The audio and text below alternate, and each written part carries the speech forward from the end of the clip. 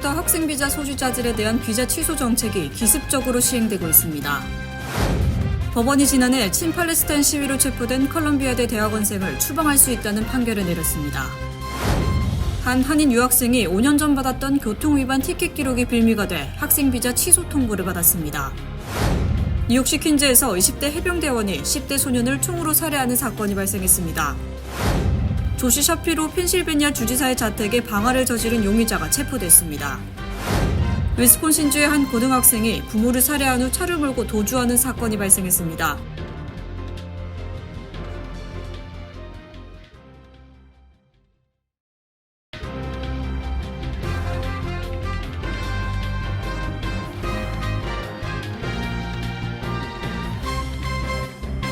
시청자 여러분 안녕하십니까? KBTV 뉴스9 전상입니다. 지난주부터 학생 비자 소지자들에 대한 비자 취소 정책이 기습적으로 시행되고 있습니다. 정부가 아무런 통보 없이 일방적으로 비자 취소를 집행하고 있습니다. 이런 가운데 한인 학생들도 많이 재학 중인 스토니브룩 뉴욕 주립대학교 유학생 최소 11명의 비자가 취소된 것으로 나타났습니다.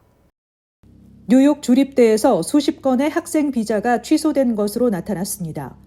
한인 학생들도 많이 재학 중인 스토니브룩 뉴욕 주립대학교에서 유학생 최소 11명의 비자가 취소된 것으로 나타났습니다. 이는 트럼프 행정부의 전국적으로 대대적인 단속 조치의 일환이라고 학교 측은 확인했습니다.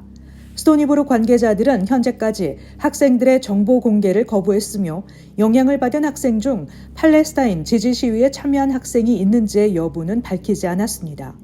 올해 3,800명이 넘는 유학생이 등록한 롱아일랜드 스토니브룩 대학교는 주정부와 협력해 피해를 입은 학생들에게 법적 지원과 안내를 제공하고 있다고 밝혔습니다. 스토니브룩 대학교는 변화하는 상황을 예의주시하고 있으며 수니 및 주정부 파트너들과 협력해 영향을 받은 학생들에게 법률 지원을 하기 위해 뉴욕주 신규 이민자 사무소에 연락해 학업을 계속할 수 있는 방법을 찾도록 하고 있다고 밝혔습니다.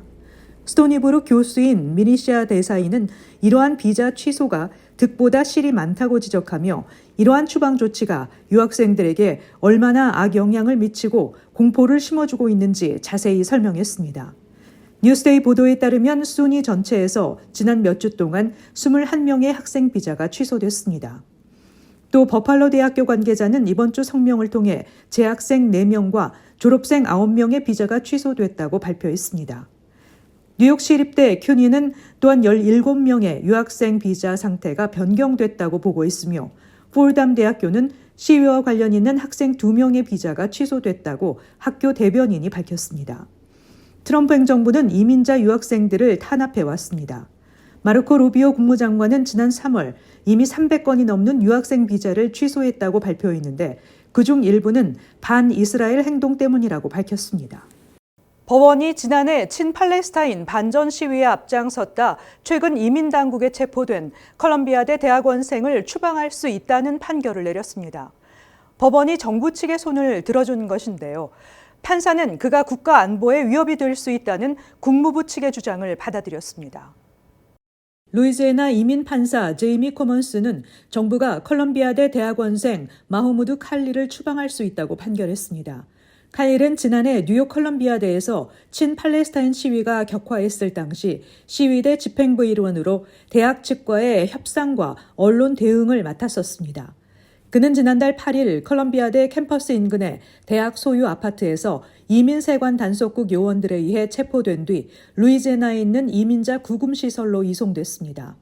시리아의 팔레스타인 난민 캠프에서 태어난 그는 알제리 시민권을 보유하고 있으며 지난해 미국 영주권을 취득했고 그의 아내는 미국 시민권자라고 언론은 전했습니다. 마코 루비오 국무부 장관은 법원에 제출한 문서에서 칼릴의 과거, 현재 또는 예상되는 신념, 진술 등을 통해 그가 미국에 머무르도록 허용돼야 하는지에 대해 개인적으로 결정할 수 있다고 주장했습니다. 국무부는 이민자들의 체류 비자를 취소할 수 있는 법적 근거를 1952년 제정된 이민국적법 조항에 두고 있으며 이는 미국에 잠재적으로 심각한 부정적인 결과를 초래할 것으로 판단되는 이민자를 추방할 수 있다는 내용입니다. 칼릴 측은 국무부의 주장을 받아들인 법원 판결에 강하게 반발했습니다. 칼릴의 변호인단은 싸움은 계속된다며 항소하겠다고 밝혔습니다.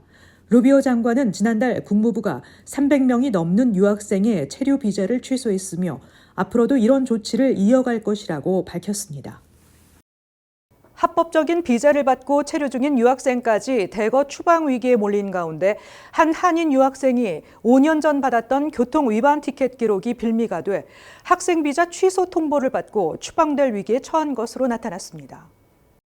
고교 때 미국으로 유학와 워싱턴의 한 대학을 졸업한 후 OPT로 취업 중인 20대 중반의 K씨는 대학 재학 때인 2020년에 난폭 운전으로 경찰에 걸린 경력이 있습니다.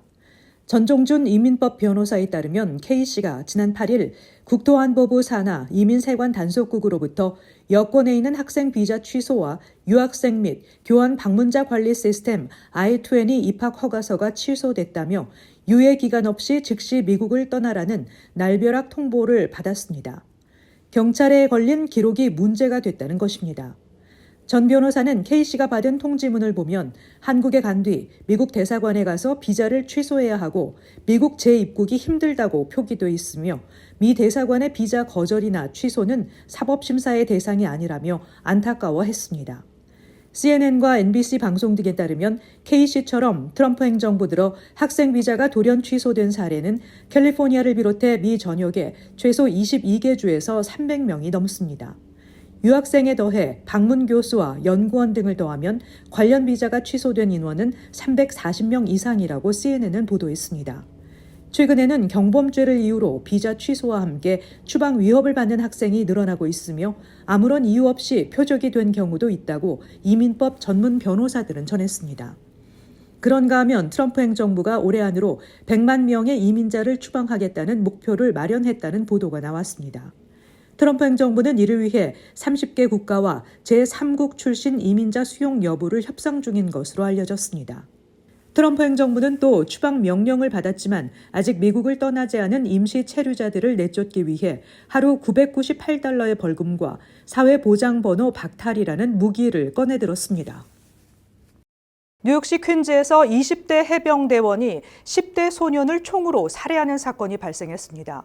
수사당국은 이번 사건을 여자친구를 둘러싼 삼각관계에서 비롯된 것으로 보고 있습니다. 주현우 기자의 보도입니다. 사건은 지난 토요일 저녁 10시경 뉴욕시 퀸즈 베이사이드에서 발생했습니다. 두 사람 모두 즉시 인근 병원으로 옮겨졌지만 결국 사망 판정받았습니다. 숨진 두 남성의 공통점은 19세 여성을 여자친구로 두고 있었던 점으로 세 사람은 삼각관계에 있었던 것으로 파악됩니다.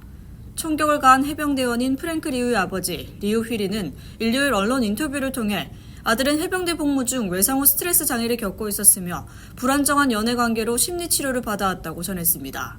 숨진 해병대원 리우는 노스캐롤라이나주에서 복무하던 중 지금의 여자친구 19세 여성을 만나 뉴욕으로 함께 왔으며 그녀는 리우의 아파트에서 약 반년간 함께 지내며 학업을 이어가기도 했던 것으로 전해집니다. 하지만 최근 자신의 여자친구가 자신 외에도 세카이라와도 교제하고 있다는 사실을 알게 된 후 큰 충격을 받았던 것으로 전해졌습니다. 경찰 조사에 따르면 해당 여성은 리우와의 관계를 정리하고 세카이라와 새로운 교제를 시작했지만 리우의 질투심으로 사건이 발생한 것으로 보입니다. 숨진 10대 세카이라의 모친은 아들이 총에 맞아 사망했다는 비극적인 사실을 가해자인 리우의 어머니를 통해 직접 들었습니다. 총격 사건으로 인해 아파트 주민들도 충격에 빠졌습니다. 한 이웃 주민은 총소리가 들린 뒤 어떤 여성이 도와주세요라고 외치는 소리를 들었다며 고등학생 또는 대학생쯤 되어 보이는 젊은 아시아 여성 한 명을 봤다고 증언했습니다. KBTV 뉴스 주현우입니다. 조시 샤피로 펜실베니아 주지사의 자택에 방화를 저지른 용의자가 체포됐습니다. 용의자는 자신의 소셜미디어에 총기 등 범행을 암시하는 사진을 여러 장 게시했던 것으로 드러났습니다. 계속해서 주현우 기자입니다. 38세 방화범 코디 발머는 어제 저녁 체포됐습니다.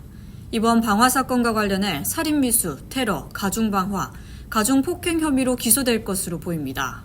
용의자는 자신의 소셜미디어에 사건과 관련한 총기 등의 사진을 여러 장 공유했던 사실이 드러났습니다. 사진에는 용의자가 카메라를 향해 총기를 겨누는 사진과 몰로토브 칵테일이라고 불리는 화염병을 직접 제조한 사진 등이 담겨 있었습니다. 용의자의 범행 동기는 아직까지 밝혀지지 않은 상태로 발머는 경찰 조사에서 샤피로 주지사를 만나면 망치로 때릴 계획이었다고 진술했습니다. 발머는 자신의 소셜미디어에 반좌파, 반자본주의를 주장하는 게시물을 여러 개 공유했습니다. 법원 문서에 따르면 그의 자택은 작년에 압류된 것으로 보입니다. 그는 최근 몇 년 동안 소셜미디어에서 극좌파 신념을 드러내며 트럼프 대통령과 조 바이든 전 대통령을 모두 비난해왔는데 2021년 1월 페이스북 게시물에서 바이든 지지자는 존재하지 말아야 한다고 적었습니다. 또 코로나19 팬데믹 기간 동안 마스크 착용 의무화에 지지하는 뜻을 밝히기도 했으며 여성성을 비난하는 글을 올리기도 했던 것으로 드러났습니다. 한편 방화범의 전직 고용주가 페이스북에 공유한 게시물에 따르면 방화 용의자는 4아들과 딸 1명을 둔 5자녀에 부치는 것으로 파악됩니다. KBTV 뉴스 주현우입니다. 위스콘신주의 한 고등학생이 부모를 살해한 후 차를 몰고 도주하는 사건이 발생했습니다. 범행을 저지른 학생은 트럼프 대통령을 암살하고 정부를 전복하기 위한 음모 계획의 일환으로 부모를 살해했다고 진술했습니다. 주현우 기자가 전해드립니다. 위스콘신주에 거주하는 고등학생이 부모를 살해하고 도주하다가 수사당국에 붙잡혔습니다. 그는 조사 과정에서 범행 동기에 대해 도널드 트럼프 대통령을 암살하고 정부를 전복시키기 위한 음모 계획의 일환으로 필요한 자금을 마련하기 위해 부모를 살해했다고 진술했습니다. FBI에 따르면 부모를 살해한 혐의로 체포된 인물은 17세 니키타 카삽이며 신나치 사상에 빠져 있었습니다. 그는 대량 살상 무기, 드론 및 폭발물도 구매해 트럼프 대통령을 암살하고 연방정부를 전복시킨 뒤 우크라이나로 도주한다는 계획을 가지고 있었습니다. 카삽은 지난 2월 11일께 35세 모친 타티아나 카삽과 새아빠인 51세 도널드 메이어를 총기로 살해했습니다. 이후 부모의 시신을 자택 안에 숨겨놓고 있다가 숨진 괴부 소유의 2018년식 폭스바겐 아틀라스를 몰고 2월 23일 도주했습니다. 카삽은 2주간 학교에 등교하지 않은 상태였습니다. 학교는 학생이 2주간 학교에 나오지 않는다고 2월 28일 친척에게 알린 뒤 경찰에 신고했으며 카삽의 집을 찾은 경찰들이 심하게 부패된 부모의 시신을 발견한 겁니다. 카삽은 현금 1만 4천 달러를 상경 속에 숨기고 귀금속, 계부의 권총, 숨진 부모의 여권과 신용카드 내장 등을 챙겨 도주했다가 신고 당일 밤 자택에서 약 1,400km 거리에 있는 캔자스주 워키니에서 경찰에 붙잡혔습니다. FBI는 카삽이 나치 독일을 이끈 아돌프 히틀러를 칭송하는 3페이지 분량의 반유대주의 선언문을 써서 자신의 범행 의도와 계획을 틱톡과 텔레그램 메신저 등 자신의 소셜미디어에 공유했었다고 밝혔습니다. 이어 그가 대통령 암살 및 국가전복 계획을 위해 이미 드론과 폭발물을 구매한 상태였다고 전했습니다. 현재 카삽에게는 1급 살인 및 시체 은닉, 신용 도용 등 7건의 중범죄 혐의가 적용된 상태며 그는 지난 4월 9일 예비 심리를 받았습니다. 5월 7일 기소신문을 위해 법원에 출두할 예정입니다. KBTV 뉴스 주현우입니다. 여성들로만 구성된 우주 비행팀이 오늘 우주를 여행하고 돌아왔습니다. 아마존 창업자 제프 베이조스가 운영하고 있는 블루 오리진은 우주 비행 역사 속의 성별 격차를 해소하고 여성들의 역할을 조명하기 위해 여성으로만 비행팀을 구성했다고 밝혔습니다. 이번 비행에는 헐리우드 배우 올랜도 블룸과 결혼한 팝스타 케이티 페리와 베이조스의 약혼 여인 로런 산체스, CBS의 아침 방송 진행자로 유명한 게일 킹, 항공우주 엔지니어인 아이샤 보우, 영화 프로듀서 케이앤 플린, 생물 우주학 연구과학자인 시민권 운동가인 어멘다 응유엔 등이 탑승했습니다. 이들은 지구와 우주의 경계로 알려진 고도 100km의 카르만 라인을 넘어 몇 분 동안 무중력 상태를 체험한 뒤 귀환했습니다. 컬럼비아 대학에 재학 중인 한인 대학생이 AI를 활용한 면접 보조 프로그램을 개발한 뒤 학교 징계 조치를 받고 결국 자퇴해 논란이 되고 있습니다. 로이 리와 릴 샨무감 학생은 인터뷰 코더라는 소프트웨어를 공개했습니다. 이 툴은 프로그래밍 면접 플랫폼 리트코드 스타일의 기술 면접에서 AI를 사용하지만 면접관에게 감지되지 않도록 설계됐습니다. 이 씨는 자신의 유튜브 채널에 아마존 인턴 면접 중 인터뷰 코더를 사용하는 영상을 올려 약 2만 뷰를 기록했으며 이후 아마존 측의 저작권 문제로 영상은 삭제됐습니다. 그는 아마존뿐 아니라 메타, 틱톡, 캐피털 원 등으로부터 인턴십 제안을 받았다고 밝혔습니다. 이후 아마존 측은 전면적인 부정행위를 이유로 학교 측에 공식 항의하고 이 씨에 대한 징계를 요청했습니다. 컬럼비아대는 이 씨에게 1년 정학 처분을 내렸으며 이에 두 사람 모두 자퇴를 결정했습니다. 35세인 메건 킹이 16살 때 체육 수업 중 축구 경기에서 공을 잡으려고 뛰어오르다 넘어져 오른쪽 팔목과 척추에 부상을 입고 양쪽 어깨뼈 근육이 파열됐습니다. 22차례 수술 후 킹의 상태는 점차 악화됐습니다. 그녀는 관절 불안전성을 유발하는 유전적 결합 조직 질환을 겪게 됐습니다. 진단 1년 후 킹의 목은 탈구됐고 그녀는 움직임을 제한하기 위해 두개골에 나사를 직접 박는 헤일로 브레이스를 착용해야 했습니다. 매체는 브레이스를 제거하는 과정에서 두개골이 척추에서 분리돼 치명적인 환추 후두 탈구가 발생했다고 전했습니다. 그러나 킹은 응급수술실로 급히 이송돼 의사들은 그녀의 두개골을 척추에 고정하는 데 성공했습니다. 킹은 뇌와 신체 사이에 신경 신호가 손상돼 폐와 심장과 같은 중요 장기가 마비될 가능성이 높아 사망률이 90%에 달했지만 이 상황에서 살아남게 됐습니다. 지난 주말 유명 학생 운동선수와 의사들로 구성된 일가족 등 6명이 탄 민간 경비행기가 뉴욕주 북부에 추락해 탑승자 전원이 사망하는 사고가 발생했습니다. 탑승자 일행은 생일 축하와 6월절 연휴를 맞아 캠프 휴양지 캐치킬로 여행을 가던 중이었습니다. 특히 사망자 중에는 2022년도 전미 대학체육협회가 올해의 여자 선수로 선정한 카레나 그로프가 끼어 있어 안타까움을 더하고 있습니다. 미쓰비시 MU-2B 경비행기는 지난주 토요일 정오에 매사추세츠주 경계 근처 뉴욕주 코펙의 진흙 들판에 추락했습니다. 교통안전위원회에 따르면 추락 직전 조종사가 컬럼비아 카운티 공항관제센터에 무전으로 초기 접근 시도에 실패했다고 알렸다고 밝혔습니다. 뉴욕주 롱아일랜드 파인 베런스 지역에 지난 3월 산불이 발생해 큰 피해를 입은 가운데 당국은 화재 재앙을 초래할 수 있는 또 다른 위협에 직면하고 있다고 경고했습니다. 10년 전 서포 카운티로 온 남부 소나무 딱정벌레는 나무를 말라붙게 하고 산불에 취약하게 만들어 지역 생태계를 파괴하고 있습니다. 당국은 하루에 수십 그루의 나무가 이 딱정벌레의 희생양이 되고 있다며 사우스포크 지역까지 딱정벌레의 맹렬한 공격을 받고 있다고 설명했습니다. 지난 3월 강풍을 타고 확산한 산불은 이 지역에서 4건의 산불로 이어졌고 약 600에이커의 토지가 불에 탔습니다. 잠시 후 커뮤니티 브리핑을 전해드립니다.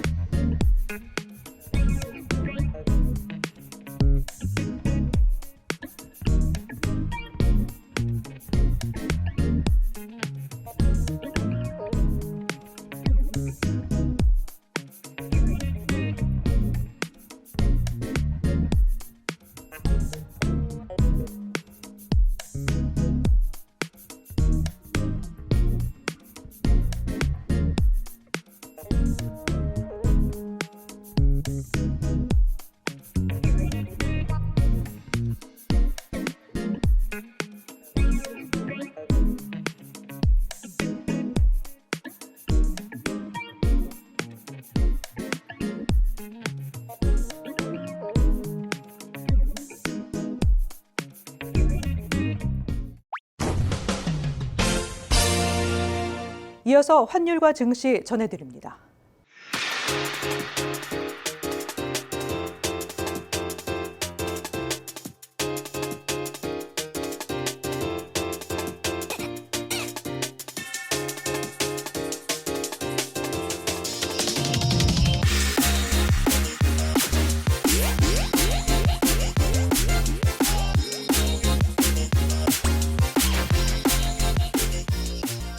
잠시 후 뉴욕과 뉴저지 날씨 전해드립니다.